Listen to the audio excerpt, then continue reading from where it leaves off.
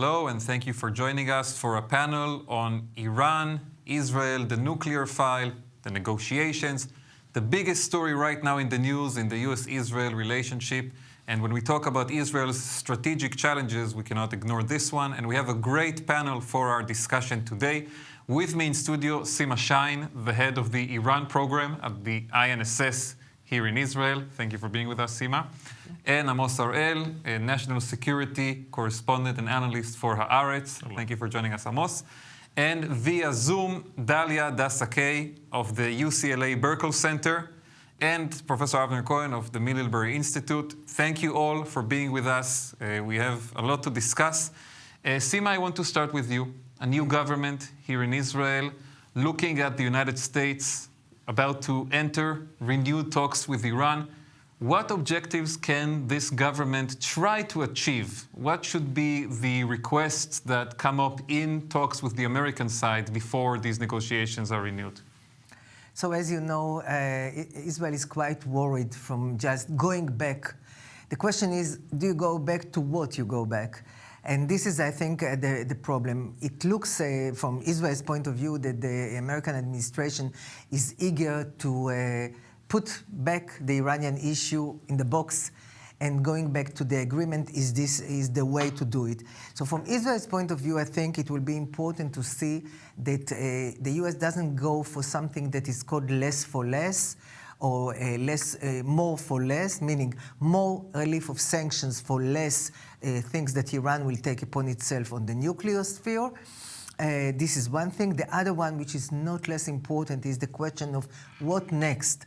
Is it an agreement that within several years will be finished? The sunset will be within several years, or is it going to be a platform for a longer and stronger, as the Biden administration has said at the beginning, that they would prefer to go back and then start negotiations for longer and stronger, which Israel would prefer, of course.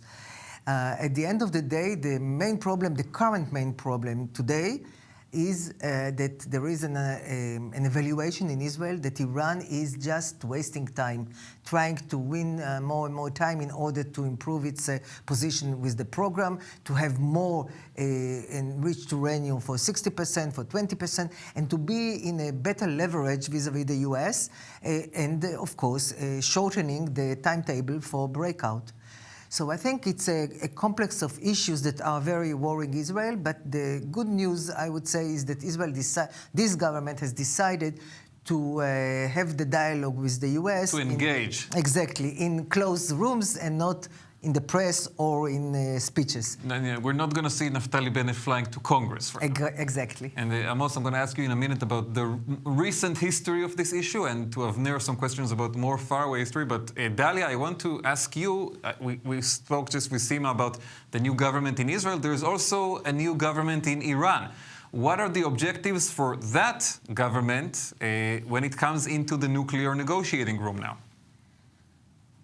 Yeah, well, this is, thank you for having me, a great session here. The new government is certainly more hardline. The nuclear deal is a lower priority. They're much more focused on domestic. They are, I think, eager to show that they could get more than the previous government under President Rouhani. Of course, we have to caveat all this by saying the supreme leader, makes the final shots in Tehran. So new governments don't change things as much as, of course, in the case with Israel. But it's clear that they would welcome sanctions relief. They are taking their time, though. They took many months to get back to negotiations that are going to resume later this month. The government was elected last June. So they're not rushing into it. They're kind of mimicking the Biden administration that said they weren't going to rush into it. So they're playing that game. And it's clear that they're going to want some new things from this deal, which could make it very difficult. They're particularly interested in sanctions relief, verification of sanctions relief. They want some guarantees that the Biden administration or any future administration in the US is not going to leave the deal again, which of course is going to be hard to guarantee in a democracy. But I do think that sanctions relief is still going to be the core issue. And in fact, I understand it the way the deal's been spoken in Iran right now. It's not called the Iran nuclear deal anymore. It's called the sanctions relief deal. So I think they're still, yes, they have workarounds, but I think they're still interested in getting, even if it's short-term boost to their economy, they very much need that. Amos, in 2019, you wrote a column for us at Haaretz proclaiming that the Trump policy of maximum pressure on Iran, which was strongly encouraged at the time by former Prime Minister Netanyahu, has failed. And when we're looking today at the situation that Israel is facing with Biden and other allies going back to negotiations and Iran looking for the sanctions relief deal, as Dalia just described it, what is the legacy of Netanyahu and Trump on this issue when we examine it in 2021? Well, I'm glad somebody remembers, or at least I'm glad that I sent you the link to that. I bookmarked, yes. Other than that, I think history would judge Netanyahu quite harshly on the Iran portfolio. Which was the main issue that he, presented to the world for many years. And there's a huge gap between the rhetoric about Nazi Germany coming back and Iran being the current version of Nazi Germany and saving the Jews from the Holocaust and what actually materialized. Netanyahu, as we know, applied pressure on Trump to withdraw from the nuclear agreement. This happened in 2018. A year or two later, the Iranians began being in breach of the agreement. And finally, as Sima has mentioned, they moved forward with enriching uranium. The end result of that is that we're in a much more dangerous situation now than we were a year or two ago. Netanyahu, what he hoped to achieve, I assume, was either that the maximum pressure and maximum sanctions would, in the end, lead to the collapse of the regime, or that they would be under so much pressure that they would make a mistake, provoke President Trump, and lead to an American attack. And then America gets the job done for Israel. None of these scenarios actually materialized, and Iran is where it is right now. Bennett has to deal with all that, and on top of everything else, what he's been hinting for quite some time is that Netanyahu not only misread the map, but also he neglected to prepare the IDF for such a scenario, meaning that for quite some time the IDF was not, especially the Israeli Air Force, was not preparing for the military option, for striking unilaterally at Iranian nuclear sites. Now there's an ongoing discussion whether that was realistic to begin with. We all remember the Barak Netanyahu government in 2011, 2012. We remember the generals resisting the whole idea. But, I mean, most people in Israel would agree that there needs to be at least an alternative, that somebody needs to work on those plans in case the worst-case scenario happens. It turns out that the IDF is quite some time behind this option, and now we're finding ourselves in a situation where we don't have many alternatives. In the end, Israel could, complain a lot and whine a lot and try to affect the American positions, but I don't think that we have much leverage over the negotiations.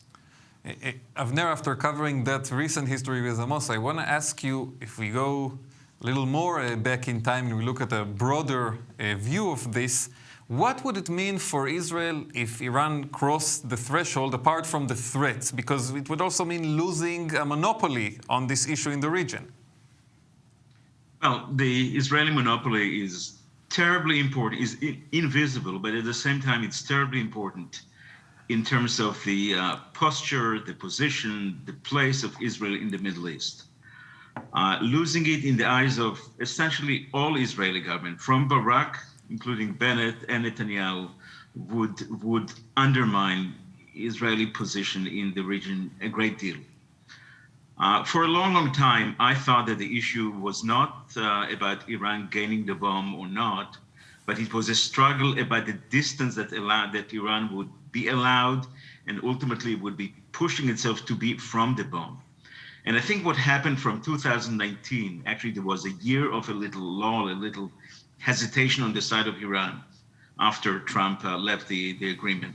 But from 2019, Iran was moving fast in a variety of areas, in particular in the area of fission materials, to diminish the achievement and to undermine the achievement of the imperfect GSPO, the agreement, the Iran deal of 2015.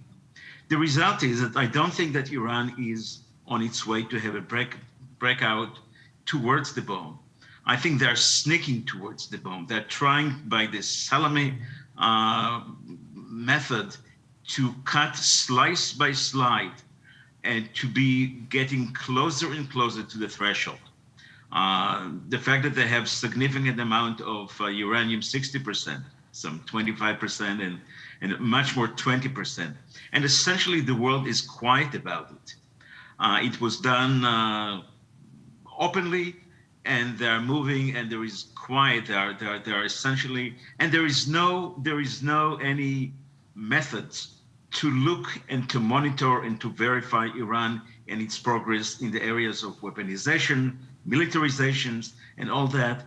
That's create a very dangerous situation. I don't think that Iran will have the bomb anytime very soon, but it creates a very dangerous situation. Sima, I want to go back to you and ask that in light of everything we just heard from Dalia and Amos and Avner, what is the better scenario for Israel? A new deal that it doesn't like, or a failure to reach a deal, and then we're not even sure what the consequences are?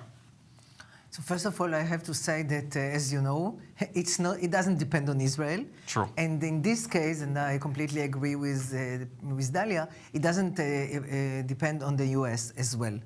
It looks, and as I'm following the Iranian issue for a long time, it looks for me that Iran actually doesn't want to go back. What Iran, of course, if Iran could get the relief of all sanctions. We just got yesterday an article in the newspaper of the government, and has put the demands before the Americans. And one of them is removal of all sanctions from Obama to Trump and today. Nuclear related or no, all sanctions? Okay, of good course. luck. And they say this issue of terror and human rights and others, that's not the issue. All sanctions that have been put on Iran should be removed. Nevertheless, of course, Iran should be compensated for what it has suffered in the last 2 years, almost 3 years. So I think if I'm looking on the terms that Iran is putting on the table, one could say it's only bargaining position, but I intend to believe what Iranians are saying, that they mean it. And if they mean it and they want to bring to the table those demands, also the demand of the US not to leave the agreement any time in the future, all these demands are impossible for the American administration. So I do think that we are much more close to a scenario where nothing will happen in Vienna around the table. Of course, it will not happen in this meeting. Iran will do everything is needed in order to have a second meeting or a third meeting, playing on the desire of the Biden administration to have an agreement. But at the end, it will be, and I think even the Americans are starting to say, Secretary Blinken has said, there will be a point in time in the future, and it's not far in the future, that the agreement there will be no need to go, no desire to go back to any agreement, and it will not be possible. So from that point of view, I think that the question, what is better for Israel, it's a good question, but I don't think it is on the table. Israel, I think, would prefer to have, even if the US goes back to the agreement, to have a beginning of a commitment on the side of the Iranians to have a next phase of dialogue, which I don't think will happen. So we are really catched in a situation where nothing is good. Not Iran, neither Iran continuing with its program, as Avner has just mentioned, which is very sneaking dangerous. To the bomb, as sneaking to the bomb, exactly. Neither the other position that Iran will get relief of everything and will and the agreement will be the sunset will be in several years. So we are really in a catch-22. Amos, in the past, we saw, as you mentioned earlier, a lot of arguments within the Israeli leadership, mostly between political leadership and the security, intelligence chiefs around the Iran policy. Are we seeing something similar happening today or not yet? A divergence between the elected officials and the intelligence and security chiefs? Not just yet. I think that when you look at Bennett's positions, at least the outspoken views that he expresses in different interviews and speeches and so on, it's not very different from what Netanyahu has said, minus the Holocaust talk. Without the exaggeration. Exactly. But I think that the change mainly is about the fact, and this has to do with everything Bennett does, is that he's very different. His conduct is very different. He comes from a party that has 6 seats. He's not, he's not an autocrat in any way, and he needs to govern through uniting the different parties and so on. So he cannot afford to fight with the generals or the Mossad or Shin Bet chiefs or anything like that. So it's all about more of a freedom of expression, if you'd like, and having the professional level talk directly to power and tell Bennett and others what this is about and what they actually say. The best example for that was in the last days of Netanyahu, when he sent former chief of Mossad Cohen and the chief of staff Kochavi and others to Washington, but he told them that they were forbidden to discuss possible negotiations between Iran and the US because this is something that Israel is not willing to live with. Going to Washington, but not talking about the most important issue with the new Biden administration. And this is why Kochavi avoided the mission altogether. I think, I'm joking, but some people have said that the escalation in Gaza was meant to prevent Kochavi from actually needing to go under these orders to Washington. But other than that, I think there's more room for discussion right now. There might be, I think, a debate beginning between Gantz and Bennett. Bennett might be more of a hardliner. We could see that with Rob Malley, the special envoy on Iranian affairs. He came to Israel and Bennett said, I'm not going to meet him. Yeah. So the Bennett, people around Bennett according explained. protocol, it doesn't have to. Yes, True. but I think it was in a way, it was a subtle message that Bennett is trying to keep a distance between him and this issue and not to look as if he's supporting the renewed negotiations between Iran and the United States and the European states. Other than that, I think that at one point or another, Bennett may be tempted to be proactive about Iran. He may be looking for his legacy. You have to remember that in 2 years' time, it will be Lapid as the next prime minister if the coalition holds. The clock is ticking. Yeah, and Bennett has to. It's not enough to improve the everyday lives of the Israelis. When he thinks of himself in terms of historic proportions and so on, he's looking for a legacy. And the danger there is that he might be tempted to do something that Netanyahu didn't do. We're still quite far away from that, but I think that we need to consider that as a possibility. Yeah, politicians looking for a legacy always comes with some price to pay. Some warning signs. Dalia, I want to turn to you. We've talked a lot now with Amos and Sima on the Israeli side. A question on the Biden administration. When we hear Secretary of State Blinken saying that other options are on the table, when we hear Biden saying Iran is not going to have a nuclear weapon, period, are they bluffing, or is there really a military alternative from the United States side? Look, I think it's important to note that the priority is still getting back and getting Iran back into compliance with this deal. That's priority one. And I think it's important to note that President Biden inherited a very bad hand as I hope my internet isn't going here, as I think Amos laid out. So instead of, when Trump withdrew from the deal in 2018, instead of a better deal and a stronger deal and getting Iran more contained, you have no better deal and a less contained Iran. And I agree with Avner's concerns about Iran's current nuclear advances, but it's not exactly sneaking out. These are in full sight. The nuclear deal did contain its program. We had incredibly intrusive inspections. We had most of its uranium enrichment shipped out of the country.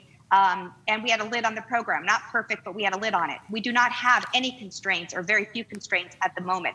So I think the Biden administration's priority is going to be to get back to some semblance of nuclear constraint diplomatically. Now, as I said earlier, I think there's a lot of barriers to getting there now, more than there was back in 2015. There's a lot more mistrust on the Iranian side. They feel they fulfilled their side of the deal. They actually were complying with it. We, the United States, left. They're asking for more things now. As Sima said, many of these things are not realistic. It could be just starting positions. But, I think there are reasons to believe there's still a chance. I've been quite pessimistic, actually, since the U.S. withdrawal that we can salvage this thing. And certainly the more Iran advances in the program, the more difficult that will be. But the fact that they're still willing to go to the negotiating table, the fact that you may get less regional resistance. Israel will certainly be concerned, as I think is expressed here, but the rest of the region is starting to de-escalate with Iran on all kinds of regional issues, Yemen and others. So you may actually find less regional resistance, more support for containing this, because the region saw what happened when maximum pressure was enforced on Iran. Iran lashed out and it became a very dangerous neighborhood, oil tankers getting hit, et cetera. So I think a lot of players in the region and the United States does not want to see a repeat of that. But it's going to be hard, no question about it. That's an understatement. Avner, I want to turn to you and ask you, let's say that we do see the Iranians pushing through and sneaking, as you described it. Do you think at some point this could lead to a change in Israel's strategy of ambiguity on the nuclear file, which you've written a lot about over the years? It's difficult to see it in the foreseeable future. Foreseeable future meaning short of Iran test a nuclear device, which I think is very unlikely. I think Iran has somebody to imitate and to follow, and they have learned it pretty well. I think they would like to be in a position to have all the components, all the requirements very, very close, not just fission material, but also weaponization, militarization of the program, to be in the distance that would not be known by others exactly, but assumed to be maybe weeks away from the bomb. I'm not saying days, but weeks away from the bomb, and to be comfortable around that.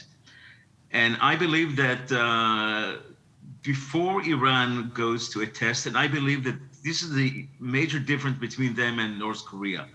North Korea wanted very much to make a test, to make a visible change in a statement, and to create a situation that it's clear and understood by everybody. I don't think that's the case with Iran. In Iran, there is a great deal of ambiguity, in part because there is the fatwa, which for some people against nuclear weapon, it's real. For some people, it's pretense. But there is no consensus about it. So even internally, I think it's better for them to shorten the distance from the bomb, to sneak as close as they can, and to push it in a situation that it will be difficult to negotiate over that distance. They are getting closer and closer without doing the test. And I believe that the Israeli interest ultimately would be to keep Israeli restraints as long as Iran does not make that kind of overt move.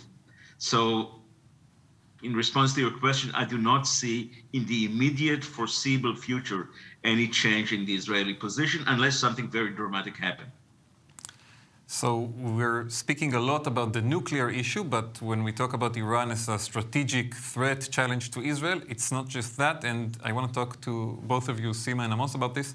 Amos, first of all, we saw some events in recent days that show again the potential damage that Iran can cause in the regional aspect. We saw attacks in Iraq and in Syria, and there has been some disappointment in Israel around the American response to these events. Can you elaborate a bit? Yes, there's quite a lot of frustration.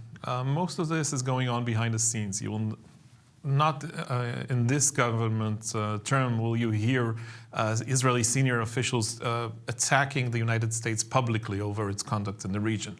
But when you talk to the senior officials, whether they're from the government or from the IDF, you can hear quite a lot of disappointment about what's going on recently. There were two attacks, one in Tanif, the American base, which is closer to the Jordanian and Iraqi borders in eastern Syria.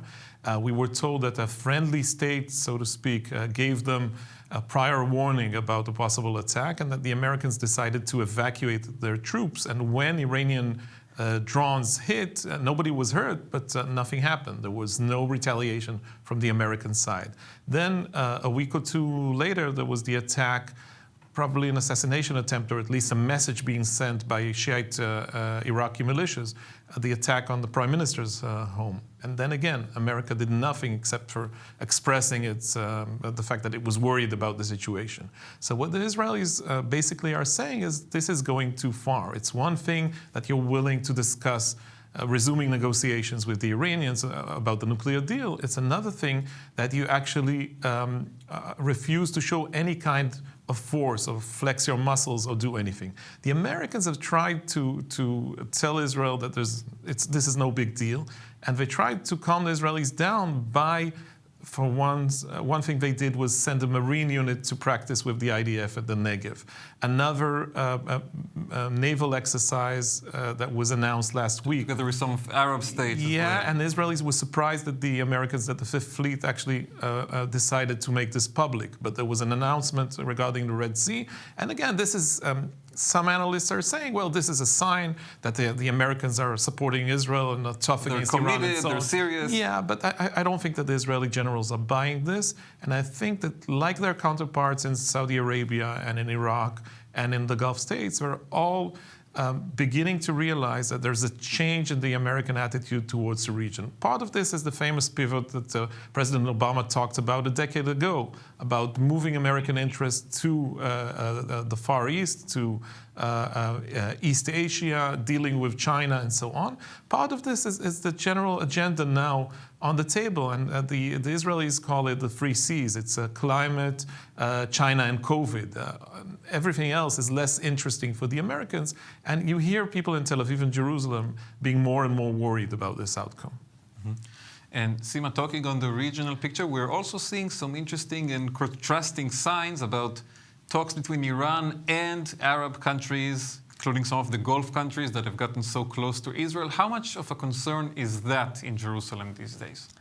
I think, first of all, I think it's an interesting phenomenon. It's not a new one. Actually, Rouhani started with the dialogue with the Saudis, and this government in Iran continues. It falls within a strategy that the Raisi government is trying to portray, that they will put a major emphasis on relations with neighboring countries. Of course, it's important also economically. They have borders with Turkey, with Iraq, and they want to have economic relations with those countries through the border, also to circumvent sanctions if it's possible.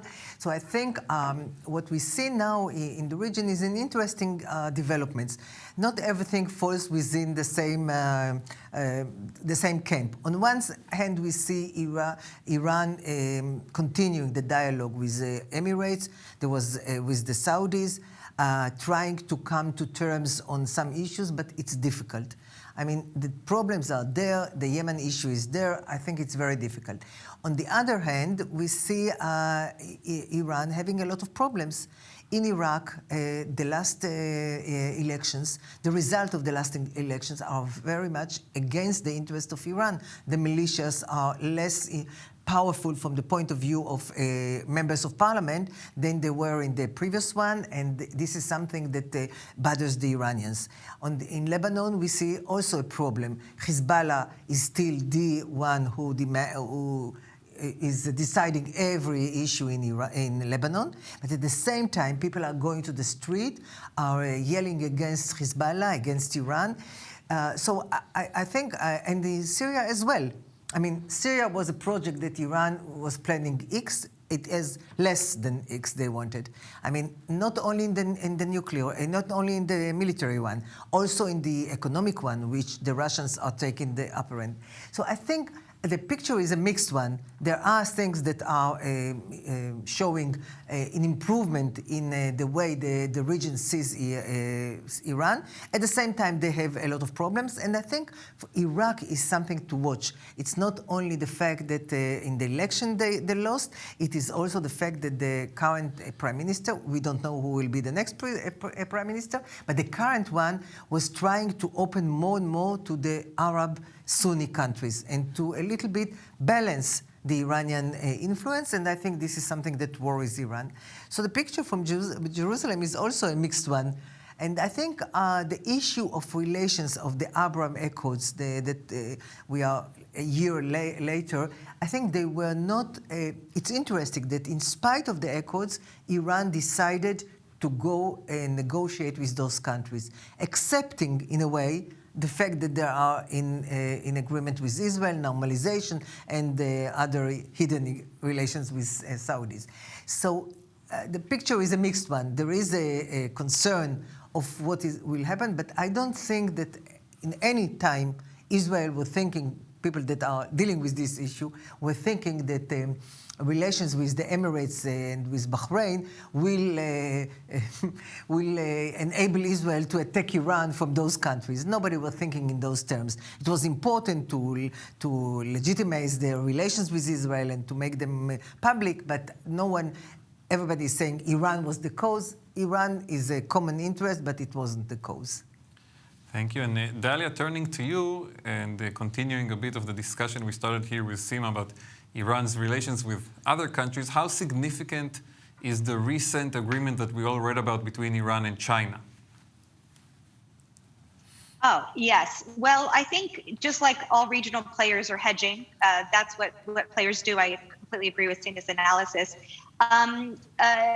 Iran also is hedging, and this isn't new with the current government. This has been a long-standing evolution of stronger Iranian-Chinese ties. But I think, we shouldn't exaggerate the strength of this so-called strategic alignment, a new strategic agreement. Certainly, Iran is looking east, the new government in particular. It's part of their resilience economy strategy, finding workarounds from the Western economic pressure, particularly from the US. But China's partners in the region, its priority partners, are still Sunni Arab countries. They import most of their oil from Iraq and Saudi Arabia, not Iran. So it's still an important party for China, but China's also balancing a lot of different interests, just like the United States is. So I don't think we should read this as kind of a new axis aligned against us. And I think the United States still has a lot of advantages in the region when it comes to China, and we don't have to compete in every sphere. I just want to say one thing on the pivot, because Amos mentioned it.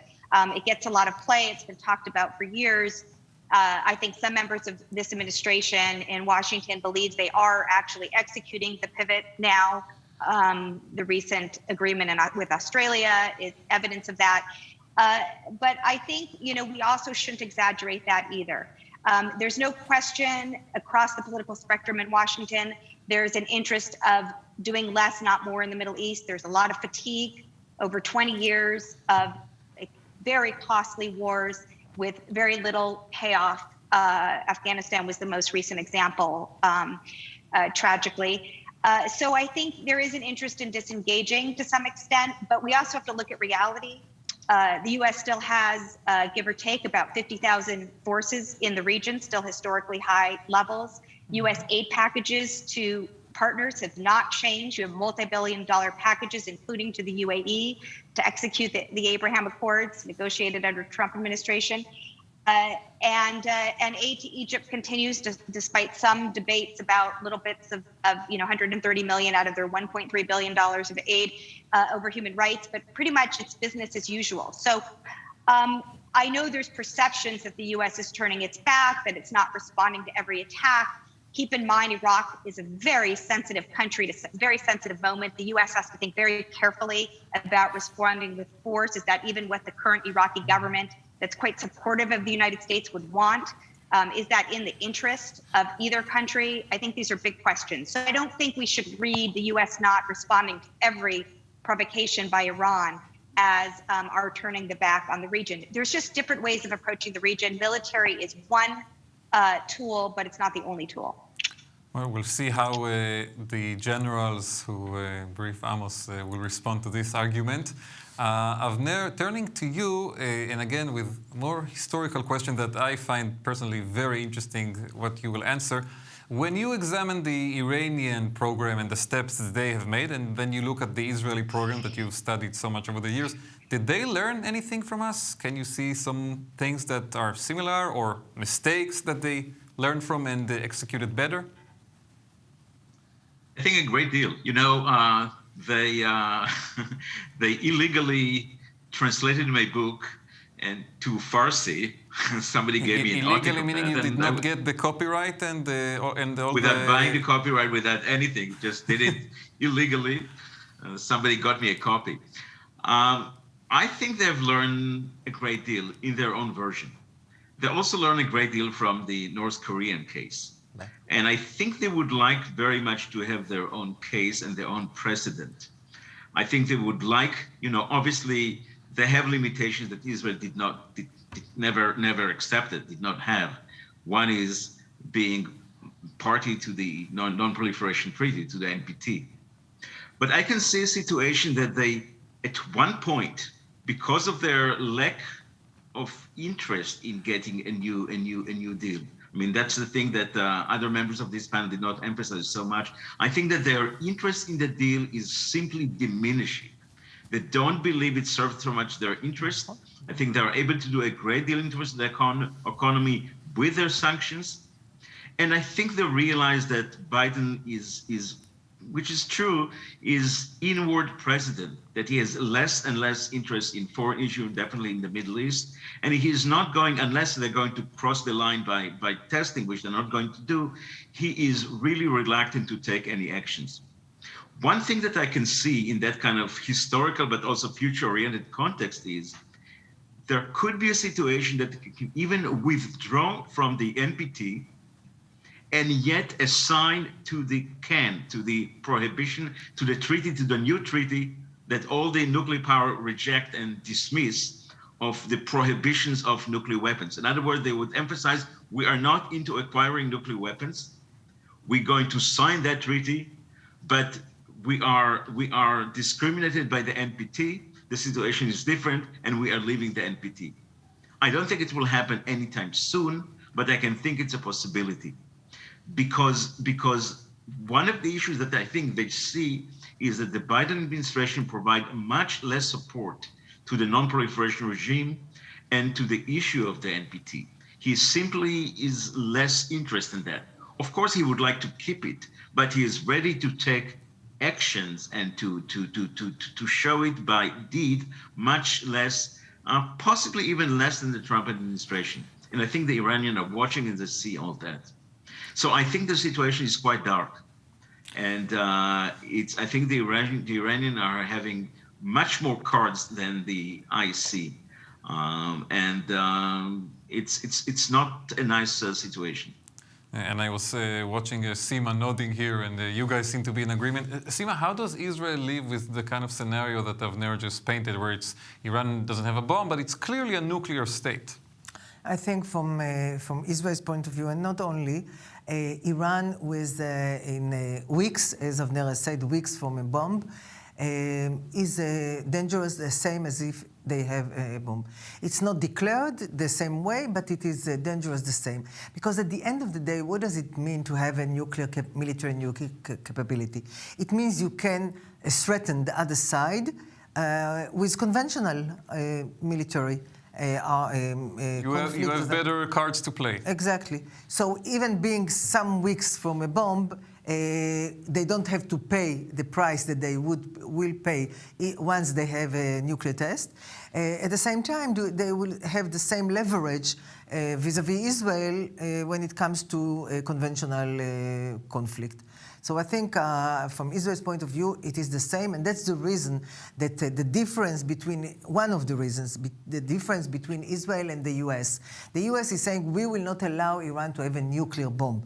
Israel is asking to have a commitment, we will not allow Iran to be close to the possibility to have a nuclear bomb, and this is a huge difference. That's the whole story right there, and yeah. Most continuing on what Avner and Sima just described, where does the military capability of Israel stand today, as much as we can say, and how does it compare to the discussions that you described of 10 years ago? As I mentioned, I'm not sure that Israel was that close to being capable of bombing Iranian nuclear sites and achieving something a decade ago. There was this ongoing discussion, but then at the end, both Netanyahu and Barak, who was then his defense minister, hesitated for different reasons, but no order was given to the army. Apparently, during the last 5 or 6 years, the IDF and especially the Air Force were busy with other plans and other military activity. We know that the government has decided to allocate more funds to this Iranian military option, and we know that some of the money was actually earmarked for the IDF in order for it to advance its preparations, to begin exercises, and so on. This will take time. But even then, we have to look at the operational situation, which means that Iran is actually more prepared for an attack because its anti-aircraft systems have improved, and because some of these sites are now much deeper underground than they were 10 years ago. And on top of everything else, there's the strategic discussion. How will the international community react? What will this do to Israel's relationship with Western European countries, but more than anything else, with Washington? How would the Biden administration react? I think that it's not really in the cards right now. And how would Iran react? Yeah, also? of course. And maybe that's the worst. We should mention the worst last. Iran has not been building Hezbollah's military arsenal for more than 20 years, just for the sake of pleasure. I mean, this is, in the end, this is the gun that will shoot towards the end of the play. And if Israel does decide to attack, there are more than 100,000 rockets and missiles and mortar bombs that may be used against Israel. This doesn't mean the destruction of Israel. This doesn't mean the end of the Zionist state, but it will be a much more dangerous war than anything we've encountered since Yom Kippur War of 1973. So I think if Bennett or somebody after Bennett would be faced with that dilemma, he needs to consider all these aspects. And I'm not too sure that any Israeli leader would rush to a decision to strike the Iranian sites. That's correct, but I have to also say the other side of the coin. And Please the do. other side is that it will be very difficult for any prime minister in Israel to ignore a situation where Iran is reaching the point where it will have. I mean, I agree all the reasons that were said by Amos, no question, but I think on the other side it will be very difficult. And I don't know who will be the prime minister at that time, but I think he will be. He will not want to take upon himself what Amos said at the beginning, the legacy for the future, and to be the one who allowed Iran at the end of the day to get to that point. Well, it's the impossible dilemma for everyone. And right now, what we're seeing Bennett mostly do is say, look what I inherited from Netanyahu. Yeah. Well, probably has a good point. Dalia, I want to go to you now and ask, continuing on the question to Amos, do the Iranians believe Israel could actually strike them? I think so. I mean, look, Iran has been building these asymmetric capabilities, the missile arsenal that Amos referred to through Hezbollah, through its own indigenous development, its proxies, the non-state actors, not always doing what Iran would like, but still a very important lever. You see their maritime capabilities, and of course their nuclear development is not just because they want to bomb for the bomb's sake or prestige. It is another part of their asymmetric arsenal to be able to offset the overwhelming conventional superiority, including of the Israelis and certainly the Americans, and their ability to conventionally attack Iran's homeland. So it is developing all of these capabilities as a deterrent to prevent this kind of attack. So I think they do take it seriously, but I think they do feel they have enough or sufficient deterrent signaling to possibly prevent it. But I also think it's important to note that it's not like everyone's sitting on their hands waiting for this big military strike. And we've been through these military strike debates many, many times. This is like a back to the future discussion. And the reason it has not been undertaken is because of all of this political, of this strategic, political, military fallout, but also because of the very basic fact that it is not clear you can eradicate Iran's drive to nuclear capability should it decide to move in that direction for weapons through a military strike. It has the technical know-how. You certainly can set it back. But I think, and Avner can speak to this, historically, it is very difficult to bomb a program out of existence once you've gotten that kind of scientific know-how. So we have really 1 minute left, and Avner, I want to give you the last question, exactly continuing on what Dalia said. Is there historical precedents that can give us some optimism on the ending of this story, or not at all? Well, there is no. We're not going to have the case of South Africa. Short of change of regime in Iran, I think that Iran would continue with its desire to be closer and closer to the bomb. There is one element that we don't know, and it's an element of uncertainty, and this is the issue of cyber. What cyber can do in a non-kinetic way in terms of not just as the beginning, as the first blow for military actions, but in itself. Stuxnet was 12 years ago, more than that, and it was partially successful, not completely, and definitely bought some time. But the area of cyber is still mysterious to many because we don't know what nations have in their arsenal, what they are planning. And it's quite possible that that could be a kind of surprise for the future. But we'll have to wait and see. Friends, we're out of time. I want to thank you, Avner Cohen, Dalia Dassa Kaye, Sima Shine, and Amos Harel for a fascinating discussion. I certainly learned a lot, and I'm sure many of our viewers as well. So thank you all for joining us today. Thank you. Thank you. Thank you. Thank you.